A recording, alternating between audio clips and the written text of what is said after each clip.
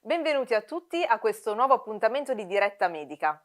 In quest'epoca pandemica, in cui è molto complesso per i cittadini riuscire ad ottenere le normali visite ospedaliere, che di solito consentono di essere controllati nel tempo, è ancora più importante sottolineare quanto le malattie cardiovascolari siano tutt'oggi la prima causa di mortalità e quindi quanto sia fondamentale continuare a mantenere buone abitudini di vita in prevenzione primaria e secondaria. A tal proposito abbiamo il piacere di avere ospite qui con noi la dottoressa Giovanna Geraci, dirigente medico presso l'Unità Operativa Complessa di Cardiologia, azienda ospedaliera Ospedali Riuniti Villa Sofia Cervello, presidio ospedaliero Cervello. Dottoressa Geraci, innanzitutto benvenuta e grazie per la sua disponibilità. La prima domanda che vogliamo porle è la seguente. Qual è l'importanza della prevenzione primaria e secondaria in campo cardiovascolare?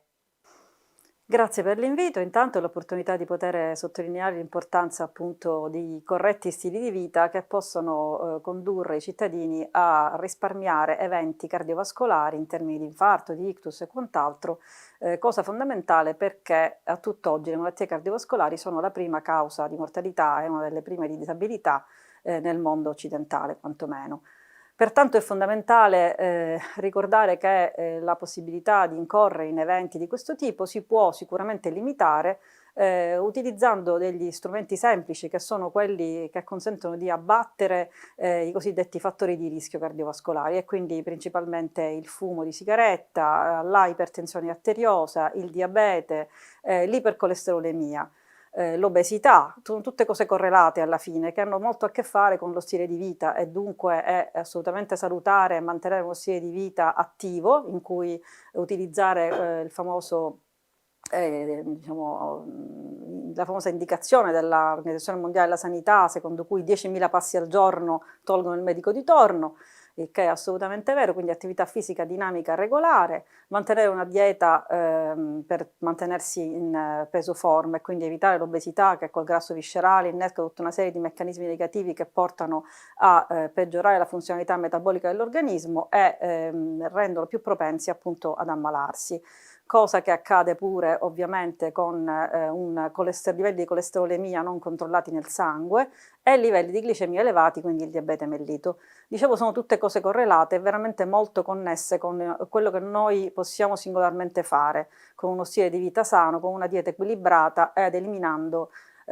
tutto quello che può favorire la formazione di placche, che sono appunto le incrostazioni nelle arterie del nostro sistema vascolare, che poi alla fine sfociano negli eventi cardiovascolari, principalmente l'infarto riguardo al cuore e l'ictus riguardo all'apparato cerebrovascolare. Grazie dottoressa Geraci. Passiamo alla prossima domanda. Quali sono le implicazioni in questa fase di pandemia rispetto alle cardiopatie? Bene, questo è un tema importantissimo in questa fase del mondo perché il persistere di una condizione di pandemia ha portato a una condizione inevitabilmente più difficile per i cittadini di accesso alle cure, diciamo alle cure normali, tradizionali, ovvero tutto quello che non riguarda il Covid. E dunque quello che si è notato non soltanto in Italia, in tutto il mondo, è che di fatto da un lato i cittadini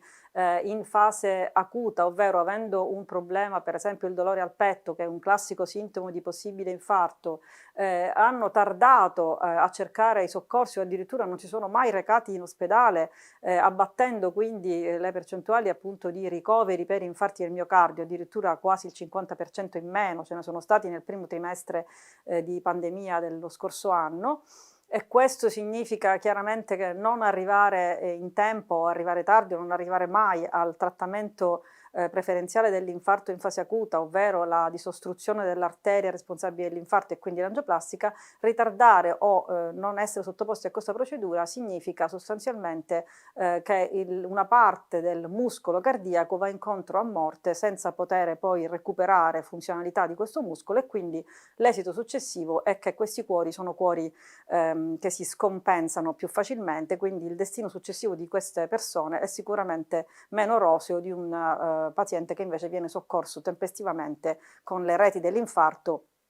che portano rapidamente alla disostruzione appunto dell'arteria responsabile.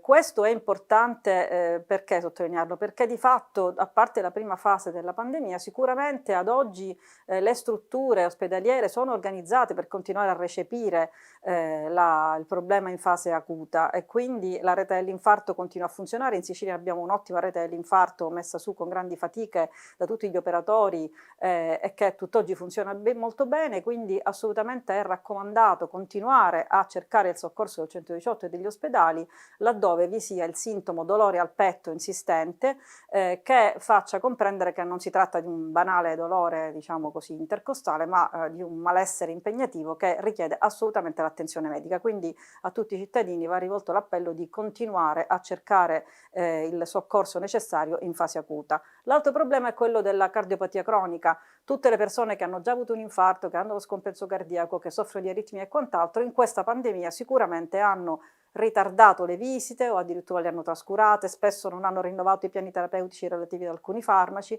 e questo anche qui ovviamente comporta difficoltà enormi nella gestione poi della patologia di fondo e peggioramento netto come li chiamiamo outcome, cioè della prognosi, quello che succede nel tempo a questi pazienti. Quindi la raccomandazione è di continuare assolutamente le terapie, laddove possibile anche cercare di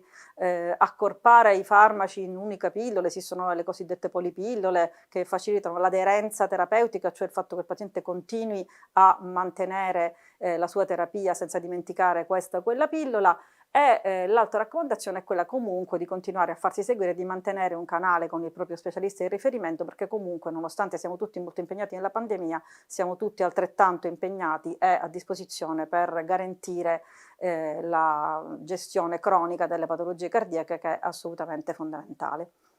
Dottoressa Geraci, ancora grazie per essere stata con noi e per il suo contributo. Grazie a voi per l'attenzione e buon proseguimento. Grazie a tutti voi e vi aspettiamo al prossimo appuntamento qui su Diretta Medica.